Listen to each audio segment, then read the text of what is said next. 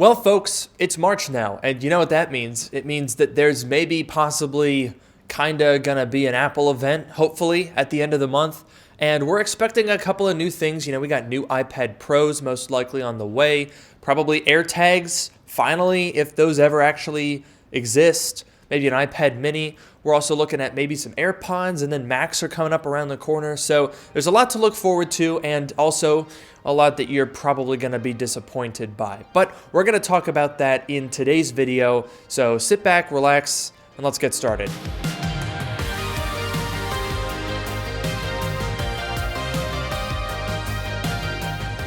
So before we talk about the March event, if there is in fact an event this year, as usual, I will be streaming live during the event here on YouTube as well as over on Twitch. So check those out. Make sure to be subscribed and follow me on Twitter at Luke Miani for updates, and I'll keep you guys posted as we learn more about this event. So if Apple does decide to hold a March event this year, which is starting to seem pretty likely, that date should be right around the corner, or at least it would be if we knew where the corner was. So let's talk about when this is actually going to happen. So over the past 5 years, there have been 3 March events. The first was held on March 21st, 2016. Then we had one on March 27th, 2018. And then there was one on March 25th, 2019. 2017 and 2020 did not have a March event, so it's not guaranteed that there will be one this year, but there are more often March events than not, at least in the last couple of years or so. Now, where this differs from Apple's usual is that not only are these every year, but they're also not always on Tuesdays.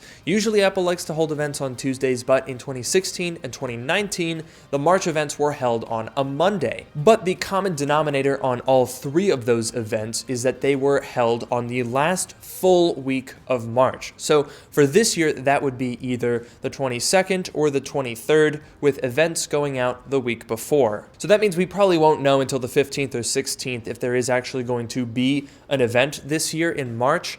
However, if you may recall, about a week ago there was some buzz that got quickly shot down about a March 16th Apple event.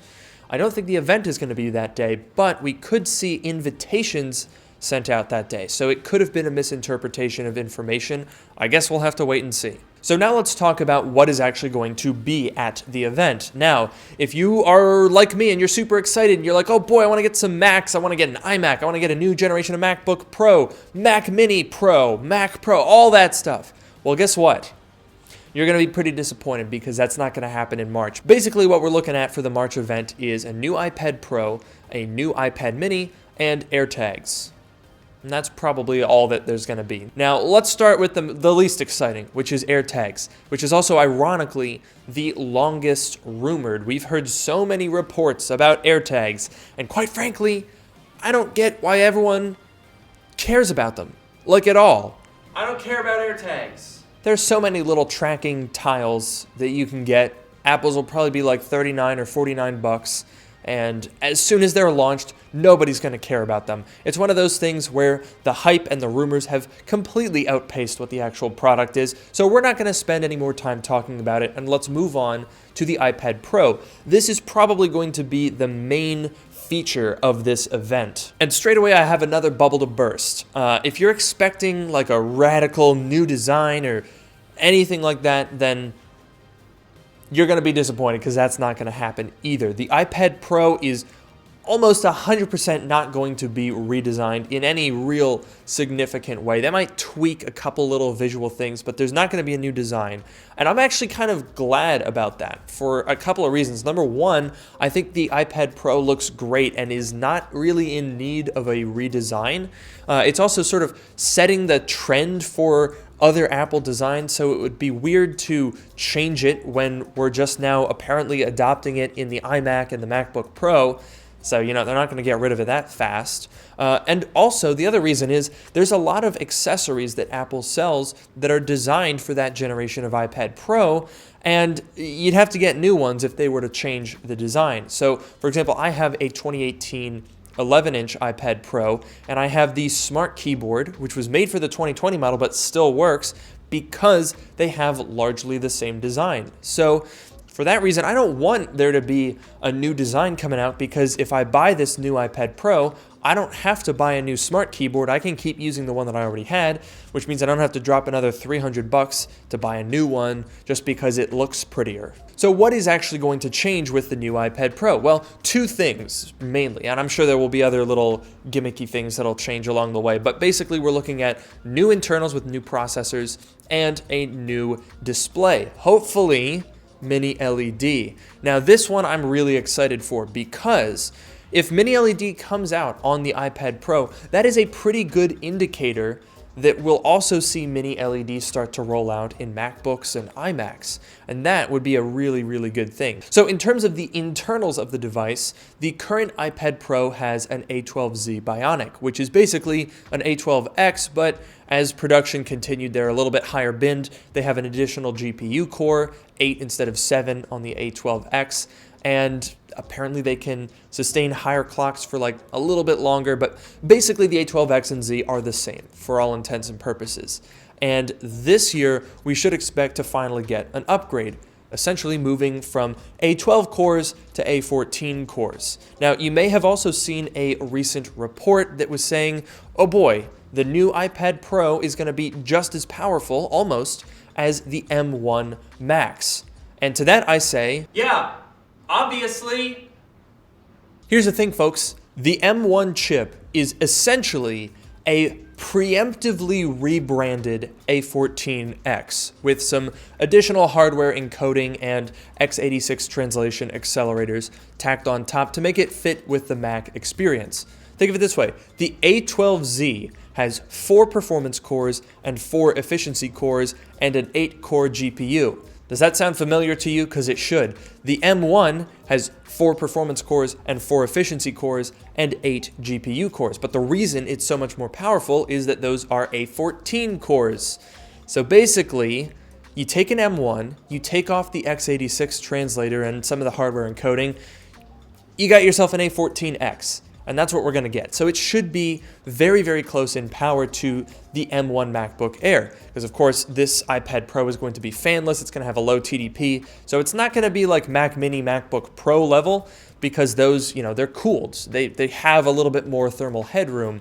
But I would fully expect the iPad Pro to get very, very close to the MacBook Air. In fact, I would not even be a little bit surprised if the M1 chip is literally the same exact chip as the A14X. They just enable x86 over here, disable it over here, and a couple of other things like that.